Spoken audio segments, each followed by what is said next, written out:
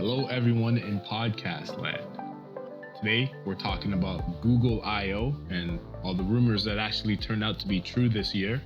We finally mourn the loss of the last iPods to ever be made. All right, starting off with the main topic, Google I/O happened today. Google 2022 I/O happened today, which is typically their developer conference. They talk about, new software updates coming out for Android, the next version of Android OS. They talk about, a lot of AI focused stuff. Not typically an event where they reveal, many physical products. And in our last episode, we gave a little bit of a preview on it.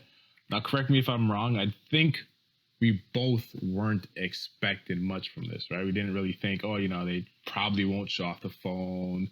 Hopefully we get the watch, but probably not going to get the watch either. Yeah. I think that's pretty much the sentiment of our last episode. Mm-hmm. But, to our surprise and to pretty much everyone's surprise, they showed off the Pixel 6a. They showed off Pixel Buds Pro. They showed off a sneak peek of the next Pixel 7 and Pixel 7 Pro. They showed off the Pixel Watch. And at the very end of everything, they showed off a sneak peek, another sneak peek at a Pixel tablet. So I think I wasn't watching the event live. I know you were watching it and you were like, yeah, nothing really going on. They're talking about some software stuff. They're talking about, Google Wallet, Android 13's coming out soon. And then it was like within the span of 10 minutes, 6A, Pixel Buds, Pixel Watch, 7 Pro, like it all just came flooding in right at the end. So I guess the main thing, or the first thing up, the Pixel 6a. So I know we've been talking about this for a while, or, kind of speculating on when it does eventually come out. Are they going to use the same tensor chip that they use in the 6 and the 6 Pro? Because typically with their A series phones, they use, a slightly, a lesser version, let's say, of a Snapdragon chip. But now since Google is making the phones that they're putting in the Pixel lineup, we're wondering, are they going to have, a lower version of the tensor chip, or is it going to get the same chip? And they put the same chip. It's the same tensor chip, now slightly less RAM, so 6 gigabytes, whereas the regular Pixel 6 has 8 gigabytes. The 6 Pro has 12 gigabytes, but it's the same processor. It's coming in at the same price as the 5A, so $449, which is another good thing to see. And, typical A series things, like it only has 128 gigabytes of storage, doesn't have wireless charging. It has, just a regular 60 hertz refresh rate, lower weather resistance, but it has some, I guess, non-A series things. Like typically the A series has a slightly, let's say, lesser fingerprint sensor, or, slightly lesser biometric verification. It has the same in-display fingerprint sensor. Some people may be happy about it, some people not so happy about it, because there's been a lot of complaints about it. Mm-hmm. Surprisingly, it has no headphone jack. The A series has typically always had a headphone jack where the main lineup didn't. Typically, the A series also is made out of plastic, whereas this isn't made out of plastic. And typically, the A series has the same cameras as their flagships. This one is going down to a 12 megapixel instead of a 50 megapixel. But before the Pixel 6s, it's the 12 megapixel sensor that they were using. So it's not like it's a completely untested, who knows what this sensor is going to do.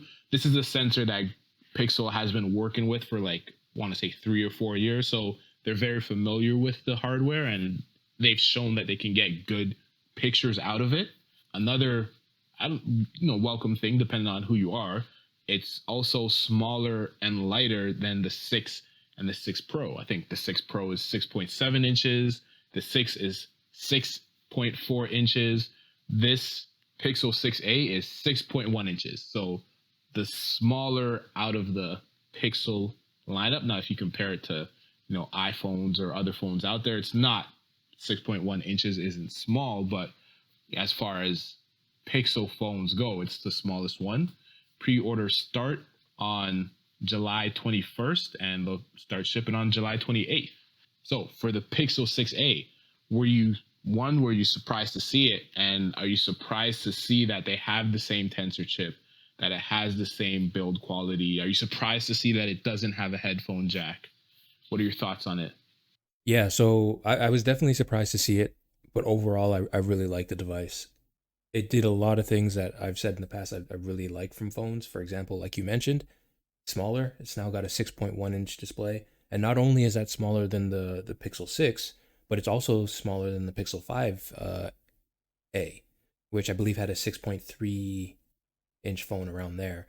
And that phone wasn't that big. It was a pretty, compact phone as well. So this getting even more compact is really nice. Now, we pretty much only got to see like press shots from it. They didn't show it on stage in person or anything like that. It was just, the shots from the slideshow.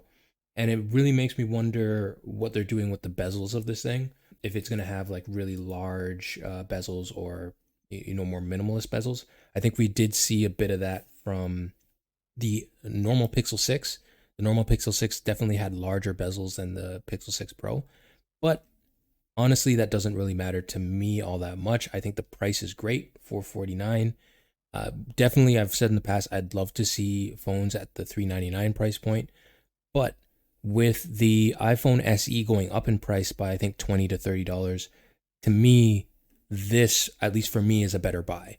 Because like you mentioned, it has, the same kind of design as the Pixel 6 and the Pixel 6 Pro, which is far more modern than the iPhone SE has been doing. And it's only, I think, $10 or $20 more compared to that phone. So I think that's great. Like you said, also has the flagship Tensor chip. Obviously not on the level as iPhone chips, but still great. And also has the aluminum frame from the Pixel 6 line. So it's not a plastic frame. Still got that hopefully durable frame around the phone. And obviously, Pixels have always been pretty good when it comes to taking pictures. Hopefully, this continues that. So yeah, this is in towards the front of my list of readily available phones that I would get to replace my phone if I did need to replace it right now. But there is two big issues. One of them bigger than the others with the phone. Obviously, no micro SD expandable storage. Pixel has never had that. Nexus has never had that, at least not for a very long time. So that's expected. But the no headphone jack really hurts for me as someone who uses the headphone jack all the time. And I imagine it's probably not going to come with an adapter in the box, no charger, stuff like that modern phones don't do. So that is a little bit of a hit for me, but overall, I think it's a great phone. Hopefully, they work on the bugs. There has been a lot of bugs with the Pixel 6 and Pixel 6 Pro. Hopefully, they work on that. But if they do, they announced this thing is going to have 5 years of security updates, and it's going to come with Android 13 at some point when that launches. And it seems like a really, really good phone for the value, considering it's still using the flagship chip. So yeah, I'm definitely on board with the 6A. Yeah, it seems like a great phone, right? It seems like a great bundle. I think the fact that it has so many of the same specs as the Pixel 6, which we kind of already said at the end of last year was, probably the best bang for your buck phone you could get. Mm-hmm. And it has a lot of the same things, minus the storage options, slightly smaller screens, slightly smaller battery, slightly less RAM. But in the grand scheme of things, I think this is, we'll see what else comes out with the rest of the year, but I think this could be the best value phone that's going to be out in 2023. Yeah. Next up in Google I/O, they revealed the Pixel Buds Pro. Now this was a little bit of rumors floating around this, not as much as other things, but they finally came out with a pro, quote unquote pro version of their Pixel Buds series. I think currently they're only selling the Pixel Buds A series on their website, which are $99 headphones, no active noise cancellation. But this one has what they're calling their Silent Seal trademarked technology, creates active noise cancellation. You can turn transparency mode on and off, kind of like the Sony Link Buds, instead of cutting a hole in your headphones, we'll just put transparency mode on. Has 11 hours of listening time, or if you're using active noise cancellation, has 7 hours, features Google Assistant, features, you can switch devices seamlessly, can translate up to 40 languages in real time, and it's going to go on sale for $199. And just like the Pixel 6a, pre-orders will start on the 21st of July, and you'll be able to have them shipped to you on the 28th of July. So, there's a lot of headphones out there. It's definitely a competitive market. I'd say definitely more so than phones. So the 199 price is good for active noise cancellation, but it's also, when they eventually do come out, how good is this active noise cancellation going to be? I mean, the gold standard right now is the Apple AirPods Pro, and one, because it's Apple, but two, because they do the best job of active noise cancellation. They do the best job of a transparency mode. They do the best job, or probably one of the best jobs, of actual, phone call conversations sounding the best to the other person on the other end of the line. So it's great they're coming in at a $199 price. It's great that it can have all these features, but how good is it going to sound? Let's say if you're listening to music, and how good is it going to be on a phone call? But I'm definitely excited for it. I'm looking forward to, seeing people get their hands on these, seeing people review these. But what are your thoughts on the Pixel Buds Pro? Yeah, this is one of those products that I'm not really interested in at all or excited about at all. Generally, I just don't like buds, earbuds. It just goes for AirPods or any manufacturer that makes earbuds. I don't personally like in-ear style You don't like the Link Buds? No. The only ones that, I mean, the Link Buds are cool, but I don't consider those. I'll take that back. Yes, I do like the Link Buds, but those aren't in-ear buds, right? Those sit on your ear, kind of the same thing as the Galaxy Buds Live, I believe it is, which is the bean ones that don't actually go in your ear. Those I'm fine with. These do go in your ear, and I've never been a fan of those. But then I also like wired headphones. I use wired headphones pretty much every day. I have multiple pairs, and that's just where I prefer to use. But this does have some cool features, like you mentioned. It has the ANC, the active noise canceling. It has extra software that will prevent sound leakage and sound leaking in around the ear tips, which is pretty cool. It will support spatial audio, which is a big feature for AirPods that not a lot of headphones really have right now. Although that won't happen at launch, that will happen at a later date. And the good old later date update. Exactly, yeah. But then also, I think what's the key to these to differentiate themselves from AirPods, especially for Android users, is going to be obviously that software, Google's patented software, but also Assistant support. Which, if it can handle assistant support well with Android phones, or even, who knows, maybe in the future there's an update where these things can handle assistant, maybe even some basic stuff independent from a phone. I think that could be a huge feature for Pixel Buds. Obviously, Google I/O is generally a software event. There's been a lot of hardware at this one, but yeah, I think the future of assistant on devices separate from phones is going to be huge. Whether or not that exists with the Buds Pro, remains to be seen. But overall, doesn't do too much for me. No, yeah, if they do have Google Assistant and all of all the features that they've listed without a phone, like if you're on, either you forget your phone at home, or you purposely leave your phone at home, or maybe you go for a run and you don't want to have to carry your phone with you, and you want maybe Google Assistant for directions, and that's able to function without a phone. I think that'd be a pretty amazing feature. But yeah, it's something we'll have to wait and see for. Now, those were the things that are coming out immediately. Well, coming out in July, near the end of July. They also revealed a few other things that are coming out in the future. So we got a sneak peek at the Pixel 7 and Pixel 7 Pro. I think this is something that no one else expected. And we finally had the Pixel Watch officially announced. No more rumors, no more leaks, no more someone left it behind in a bar and their friend took pictures of it. So they've officially announced and shown press images, and I guess, yeah, some press images of the Pixel Watch, and also the Pixel tablet, which I definitely haven't seen anything about. Not too many specs on it. I think they said it's going to be a bit mid-range to high end of a tablet. It's coming out in 2023 at some point. The Pixel Watch is coming out in fall of some point this year, and Pixel 7 and 7 Pro are coming out later on this year, probably fall to winter, probably around November. But yeah, I guess out of these three devices, the Pixel 7s, the Pixel Watches, the Pixel tablets, which were you most surprised by, and which one are you looking forward to the most? On both accounts, it's the Pixel 7. It's funny. We joked about this, or I joked about this right before the podcast, about how on last podcast, I was like, well, if we don't see the Pixel 6a, I wouldn't be surprised if they announce it after they announce the Pixel 7. And they didn't do that here, but I'm just shocked that they announced the Pixel 7 today. It doesn't make any sense as to why, especially because right before they talked about the Pixel 6a, they talked about how the Pixel 6 and the Pixel 6 Pro is the best-selling Pixel device yet, to the point where it's their fastest-selling phone. Yeah, to the point where it sold more than the Pixel 4 and 5 combined.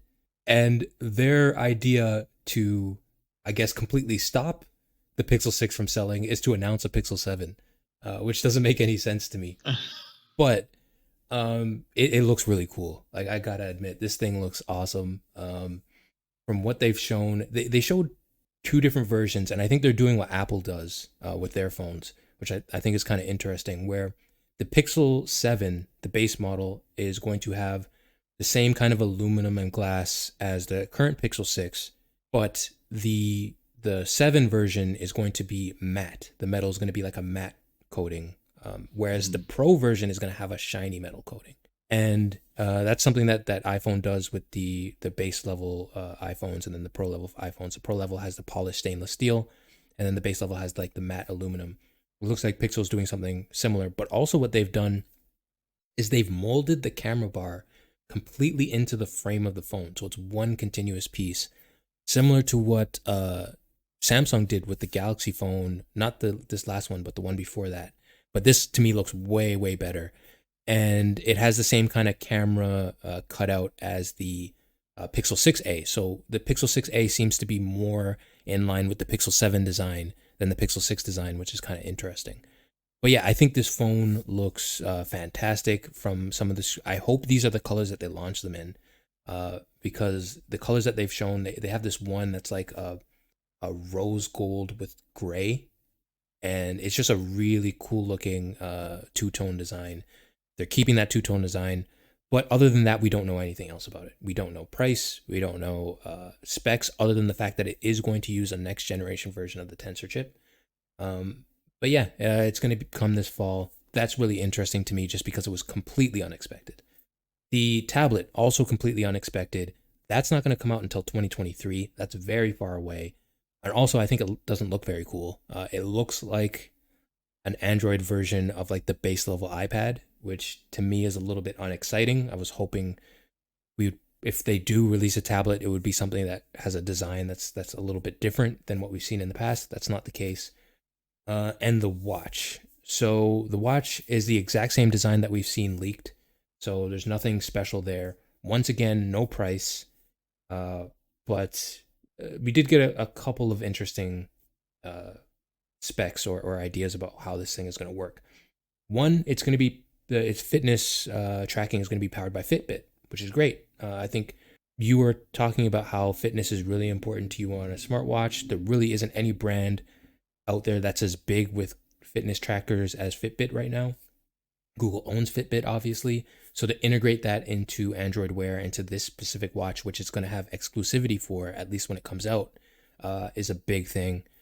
They also talked a lot about ambient computing, which when I mentioned the Pixel Buds having assistant features and Google features outside of use with the phone, the reason why I brought that up is that's something that they brought up with this watch, of it being able to do things completely independent from your phone. Things like, navigation and questions to the assistant and, paying for things. So I imagine this watch is probably going to have some cellular connectivity. Great. Really like that. And it's coming this fall with the Pixel 7. So it seems like they want to match those two things up. That being said, without a price and, it's kind of keeping with that same design, like I mentioned, with the non-standard watch bands, which is something I'm really not into. This is definitely lower on my list than the Pixel 7. and probably lower on my list than even the Pixel 6a. As someone who loves wearables, this one, once again, not really doing it for me. But hopefully, when we get more details, it will turn out to be really cool. But for you, do any of these really stand out, or are you interested at all in the Pixel Watch with its clear focus on fitness? Um, so I'd say the one that stands out the most to me would probably be the Pixel Watch. Mm. Like you said, because of its clear focus on fitness. So I have an Apple Watch. I used to have a Fitbit, but I actually still use my Fitbit just for sleep tracking Mm. because I find it gives you more information and it seems a lot more accurate than the Apple Watch does.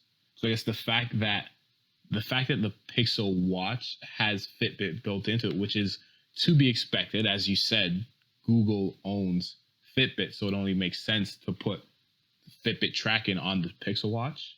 After that, I would say the Pixel 7 and 7 Pro. Not to say that, I'm interested in buying one of them. I mean, maybe depending on the price, if it comes in at under $449, and maybe I'd buy a Pixel 7 and then the tablet last. The Pixel Watch, as I said, fitness tracking. We've seen this for a while. The design, I like the circular design, but the bezels are kind of big on it. Yeah. It doesn't seem the most elegant watch, but I'm sure there's going to be a lot of features with Wear OS that will kind of make it more appealing to people. As far as the 7 and 7 Pro, you brought up a good point. The Pixel 6 and 6 Pro have been doing amazing for Google, and then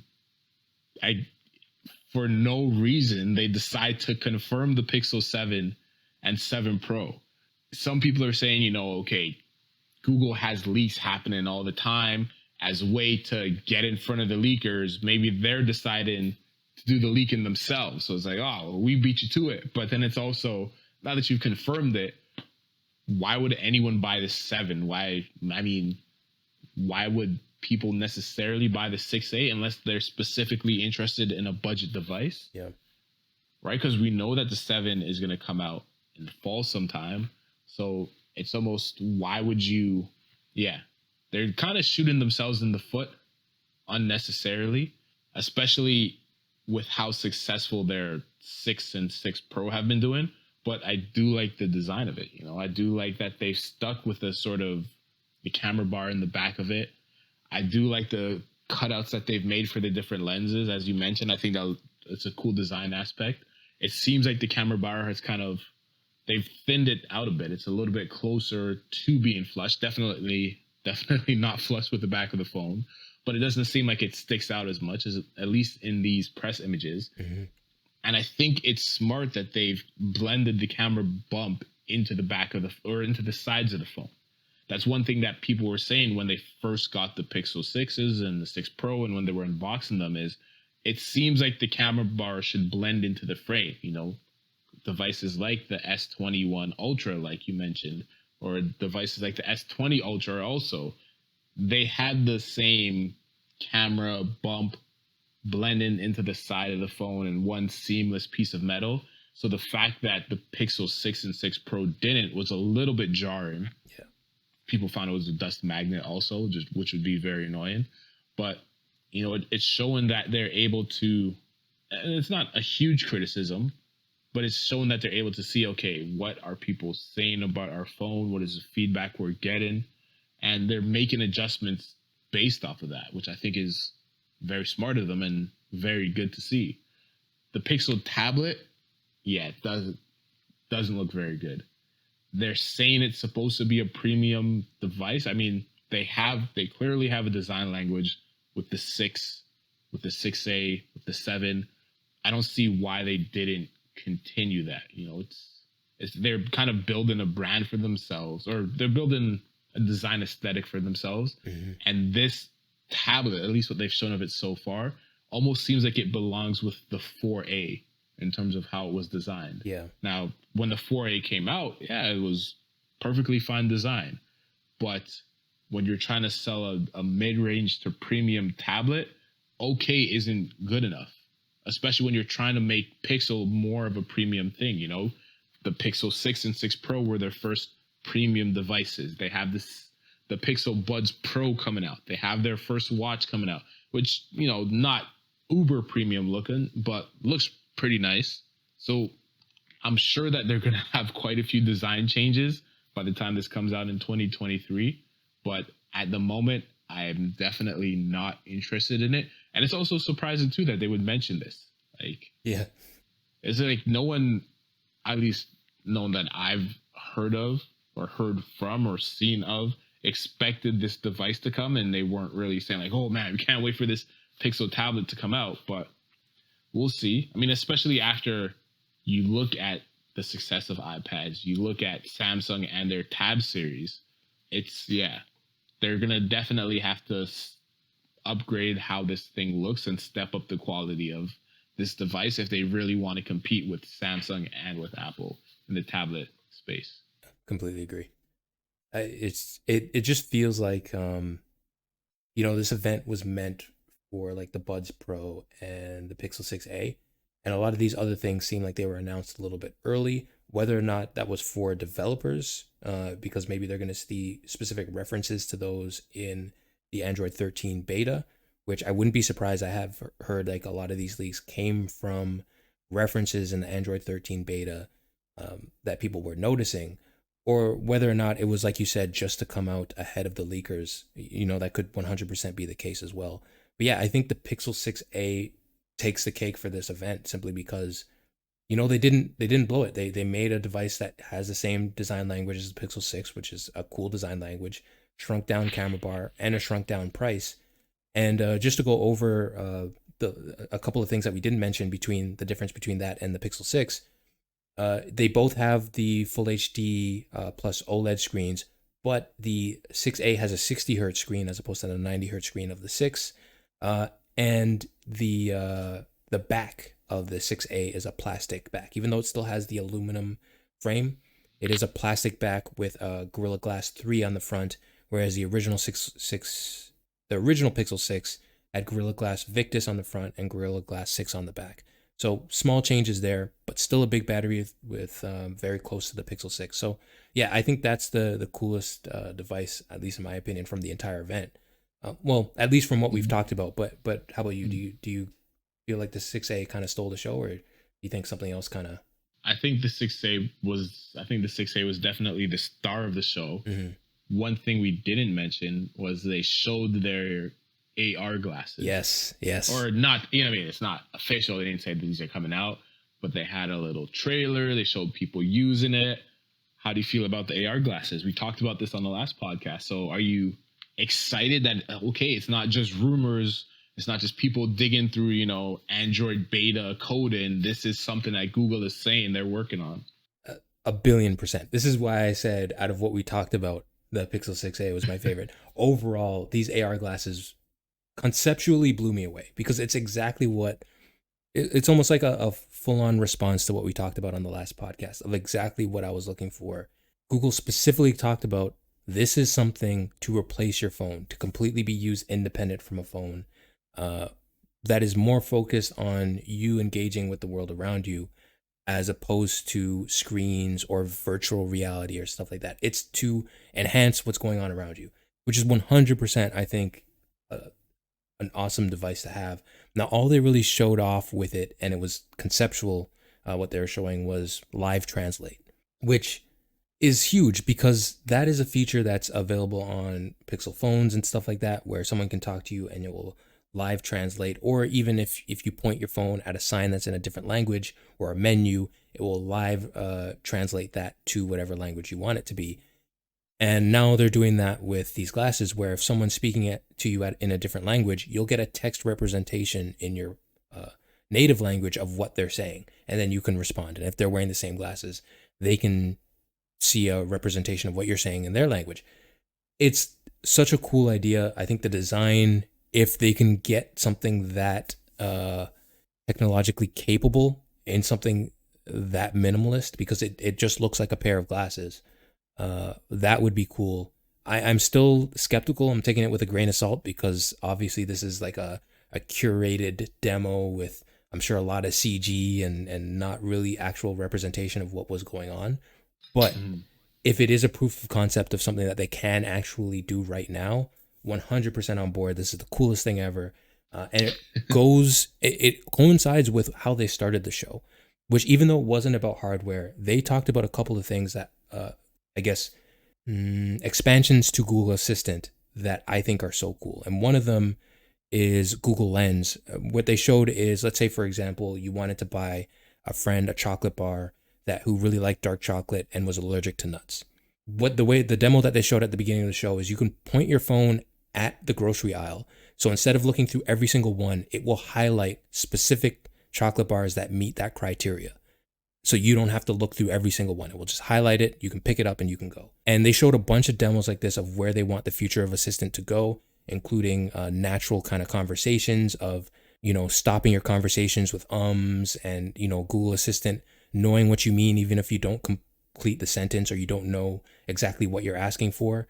And to bake that into a pair of AR glasses like this, if they can meld all these things together, the best of Google, to me, this is like the greatest device ever, the replacement for a phone. I'll throw my phone away and get these pairs of glasses, and I would never look back. But yeah, I thought it was really cool. But how about you? Did you like their little demo there, or did you think it maybe was a little bit too optimistic? I think it was cool. I like the demo. I'm not gonna say it was too optimistic because I don't think they really gave a date, right? They didn't give I guess a time frame and what point they want to get these out. So for all we know, this could be like, hey, in 10 years you'll be able to do this. Yeah. So, I mean, the fact that it is a concept and they've confirmed it and they said, hey, this is something we're working on. That's a good sign. Google doesn't have the best track record of following through on things. Very true. I like that they're admitting that they're, working on it. We've heard rumors of AR glasses and VR glasses from Google, from Apple, from everyone. We haven't seen anything yet. So the fact that they're saying this is promising, but it will be more promising when they have something actual to show off. That's my stance on it. And finally on the podcast, we're going to say a brief farewell to the iPod. After nearly 22 years, Apple is stopping production of its devices that changed consumer electronics and led to the creation of the iPhone.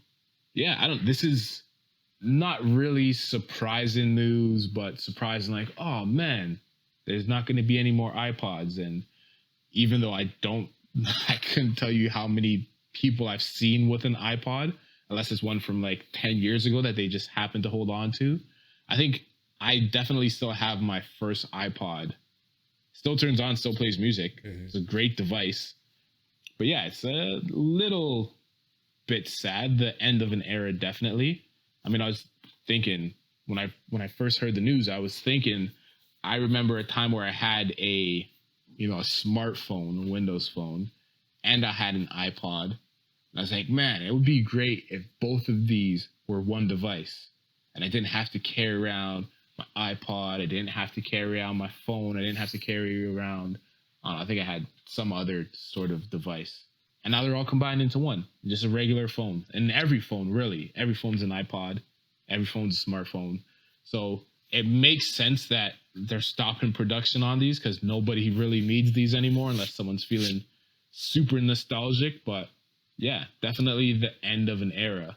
And now anyone born after today is when they grow up and like, oh, it was an iPod. Like, yeah, we had a separate device just to play music. Or I'm sure people born like after 2000 probably say that. So I don't know what I'm saying after today. But now truly people will not know what it was like to carry a device just to listen to music on.